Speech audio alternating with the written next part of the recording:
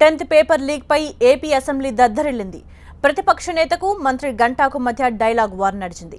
Paper leak పై CBI విచారణ చేయించాలని, మంత్రులు గంటా నారాయణలను బర్తరఫ్ చేయాలని డిమాండ్ చేశారు జగన్. అసలు పేపర్ లీక్ కాకపోయినా రచ్చ చేస్తూ లక్షల మంది విద్యార్థులను ఆందోళనకు గురి చేస్తున్నారని మండిపడ్డారు మంత్రి గంటా. మొన్నటి దాకా అసలు వీళ్ళు ఒప్పుకోలేదు జరిగిన సంగతి.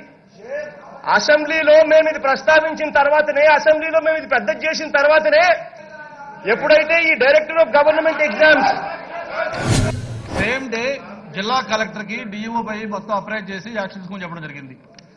ఎస్పీకి చెప్పి మొత్తం కంప్లైంట్ ఎఫ్ఐఆర్ చేస్తే 27th వాళ్ళు ఎఫ్ఐఆర్ కాపీ ఇచ్చారు అధ్యక్ష. ఆయన 28 రేజ్ చేస్తే 25 రిపోర్టులు ఎలా రాస్తారు అధ్యక్ష? మరి డీజీ ఎగ్జామినేషన్ ఎన్ని వాళ్ళు చెప్పలేదు, వాళ్ళు చెప్పడం అవసరం లేదు, బాగా బాధ్యత. అది జరిగింది చిన్నదా పెద్ద కాదు. ఏ ఇన్సిడెంట్ పట్ల కూడా ముఖ్యమంత్రి గారు అలో చేయట్లేదు. దాన్ని invigilator Narayana high school Dhanalakshmipuram అని తేలింది అని చెప్పి అంటాడు. ఆ స్కూల్ నారాయణదే కాదు అని అంటాడు. ఆశ్చర్యం అధ్యక్ష, ఆ మాట అంటూ చంద్రబాబు నాయుడు గారు అంటారు. కానీ ఆ స్కూల్లో నారాయణకు చెందిన ప్యూన్లు గీన్లు ఉండొచ్చంట. ఆ స్కూల్ నారాయణ స్కూల్ కాదని చెప్పలా. జంబ్లింగ్ సిస్టమ్ లో అందులో నారాయణ పిల్లలు లేరని చెప్పారు తప్ప నారాయణ స్కూళ్ళు అని చెప్పింది మా డిపార్ట్మెంట్ అధ్యక్ష. ఎందుకు ఇలా అవాసాలు మాట్లాడతారు?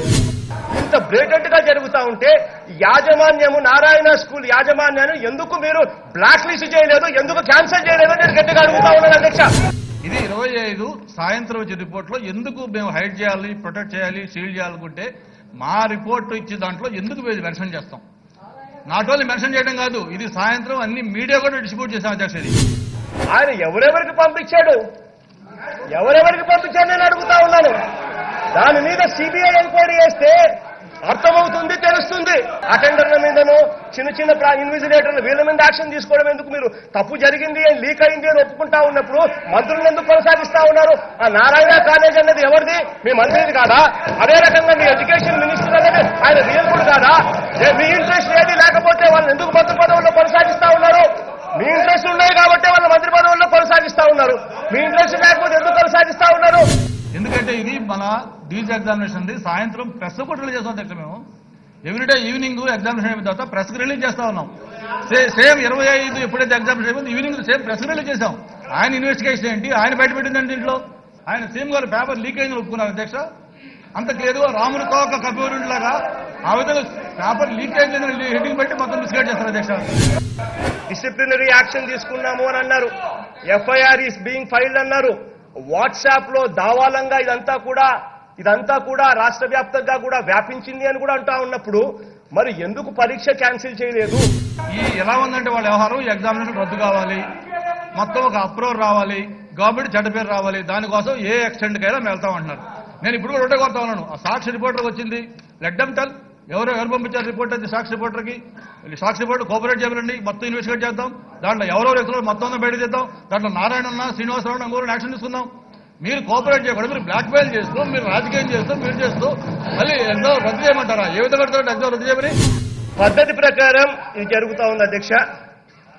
సాక్షాత్తు నారాయణ కాలేజీలకు సంబంధించిన యాజమాన్యం మన మంత్రి గారిది. ఆయన గారి వియంకుడు మన ఎడ్యుకేషన్ మినిస్టర్ గారు. అవునా కాదా? నారాయణ కాలేజ్ ఎంప్లాయీ కాదా? దాన్ని పదే ఎందుకు లీక్ అంటాడు ఆయన? ఆయనకి లీక్ కావాలి కోరిక. ఇక్కడ ఎక్కడా పేపర్ లీక్ కాలేదు, పేపర్ లీకేజ్ లేదు. అంత క్లియర్ గా దాన్ని స్పష్టంగా చెప్పినా కూడా అనవసరంగా లీక్ అని ఆయన పడుకుంటాడంటది.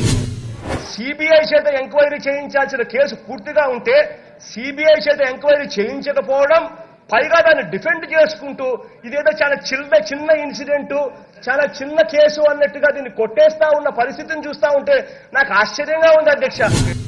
2004 నుంచి 2015 దాకా 2 సార్లు ఏ విధంగా యాక్ట్ చేశారు అన్నట్టు వస్తారు. తర్వాత లీకేజ్ కాదు అని చెప్పిన తర్వాత కూడా ప్రతిసారి దాని లీకేజ్ అని ఆ పిల్లల మనోభావాలు దెబ్బతీయదు అధ్యక్ష. ఎందుకంటే వాళ్ళు కష్టపడి ఎగ్జామినేషన్ రాసిన తర్వాత దాన్ని ఏదో విధంగా వాళ్ళ దీంట్లో ఒక ఫ్రస్ట్రేషన్ క్రియేట్ చేయడం చేస్తున్నారు అధ్యక్ష.